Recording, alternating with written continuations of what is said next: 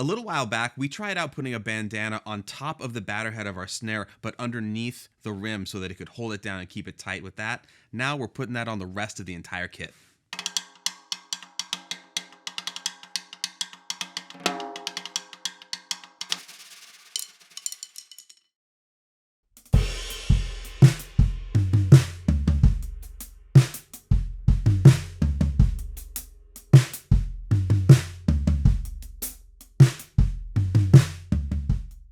If memory serves, we asked if you wanted this, so here it is.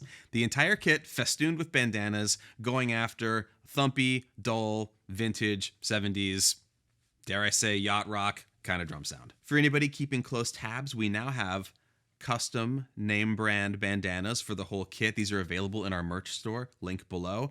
They come in blue, red, and we have gray on the bass drum.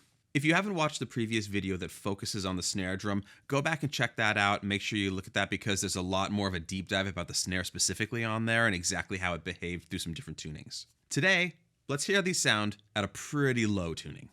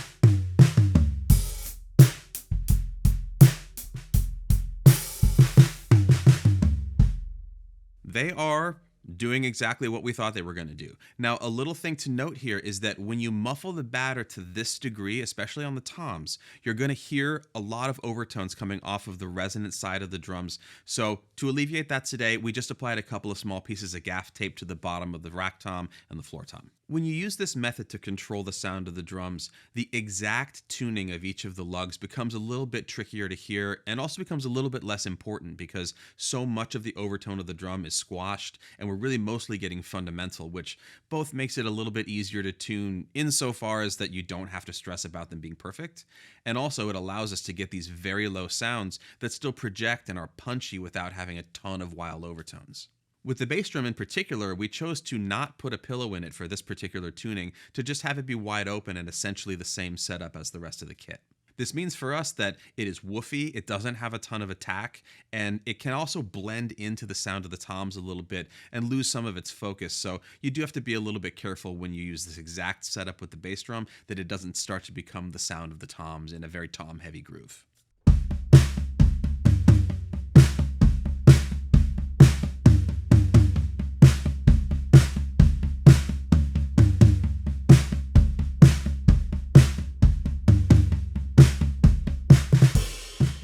Additionally, in spite of them being so muffled, I did run into a fair amount of crosstalk between the rack tom and the snare drum, and rather than trying to get into anything specific to alleviate that, I just went for a range for this low tuning for the rack tom that had the least of that going on. As we referenced in the snare specific video, rim shots don't sound great on this kind of setup. This is more about striking the center of the drum, getting a really great sound there, and also still having, cross sticks and other things available to us if we want that. But primarily, we are doing center of the drum, maybe even with the back of the stick if we need to. If you're enjoying what you're seeing today, please follow the link below to our Patreon. It is the best way to help us continue to do experiments like you're seeing today. There's a wonderful community over there and lots of extra content as well.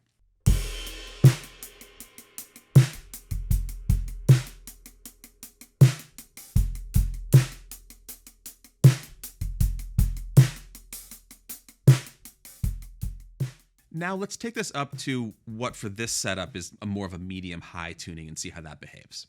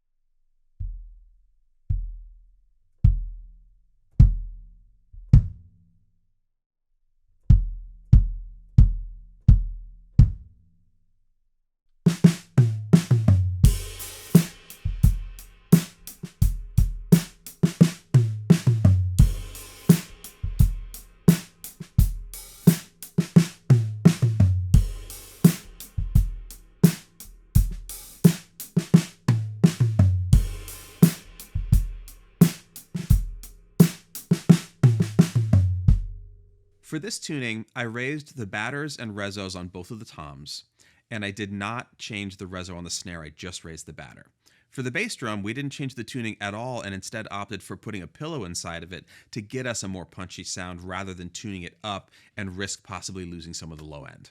The pillow we placed inside of the bass drum is pressing much more significantly against the resonant head, so we still have the character of the batter with the bandana on it and aren't muffling it all the way to death. This is also a totally usable sound, albeit maybe a little bit more specialized as far as the toms go. In terms of the snare and the bass drum, these actually sound fantastic both in the room and in the microphones. They're very clear, they're very controlled, and they take us directly to that kind of Doobie Brothers Eagles country of like 70s pop sounds and sort of country and rock mixed together sounds.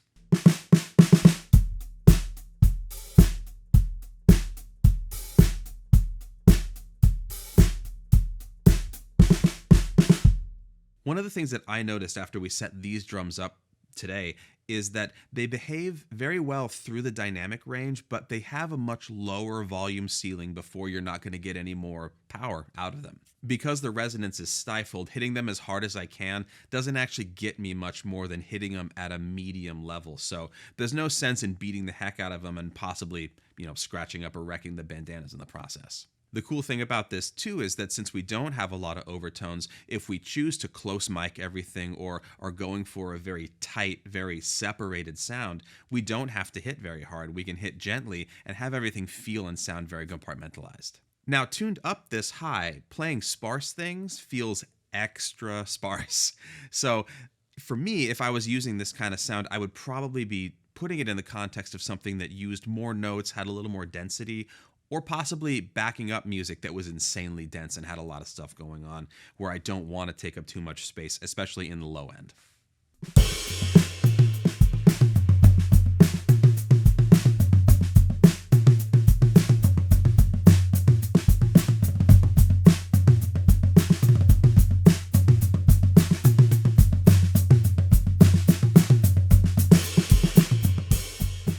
We've done many experiments here on the channel that took us to places like this tuning with this particular muffling setup, which is to say, pretty specialized, definitely not for everything, but on the flip side, it showed us an opportunity that we could take and use in maybe one section of a song, or one song on a session, or maybe something that's specialized to a certain band that you play in that wants to have a very specific sort of thing. If I was playing like in a Waylon Jennings cover band, this would totally fly for the whole show because it really is reminiscent of a lot of those recordings. On the flip side too, if you take this and play standard grooves or sort of like the expected thing and don't stray too far from what you would normally play in a pop or a rock context, it completely changes the vibe because all of the sounds are way left of center to what the average person would expect.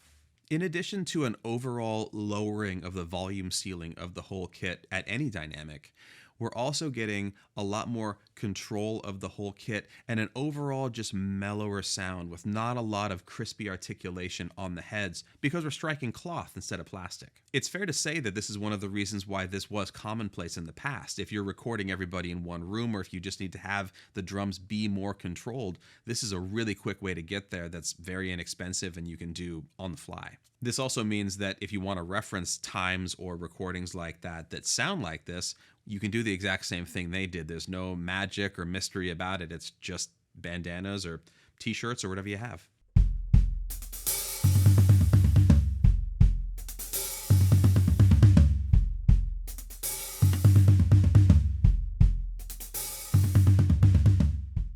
For anybody out there who is waving their hands in the air about Ringo and tea towels, that is different than this for one really specific reason, and it is that clipping or laying towels along the edge of a drum or partially obscuring the head, that material is not under tension. It's moving against the drum head. It's weighted on there. In this case, we are tensioning this cloth along with the drum head, so they are moving essentially as one, which makes the behavior of the kit and the feel of the kit completely different than that other scenario. We've gone pretty far down the rabbit hole with that kind of thing in the past, and it is something that we do all the time. But this is a very different solution that also gets you a very different feel and is worth exploring even if you already tried these other methods.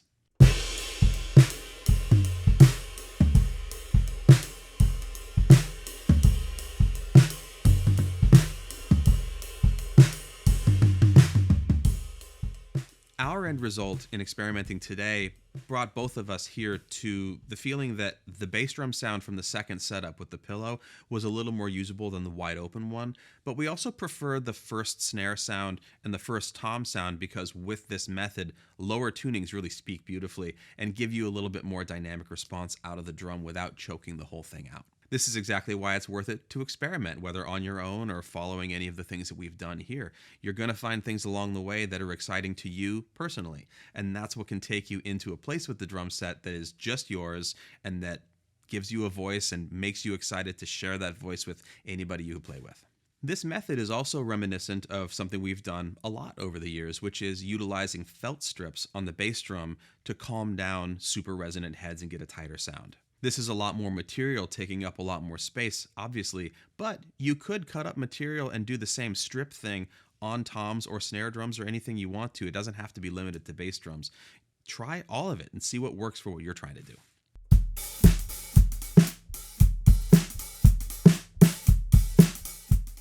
Well, we had a lot of fun with this today. I hope you enjoyed it too. We would love to hear stories, especially bandana stories, about extreme muffling, especially if you do anything between the head and the hoop, because this seems to be something that a lot less people have experimented with than we realized, and we were really pleased with the response of the initial snare video and how many people really got into that sound. So let us know about that. Like, comment, subscribe, and we'll see you out there. Today on Sounds Like a Drum, you get a bandana. You get a bandana. Everybody gets a bandana.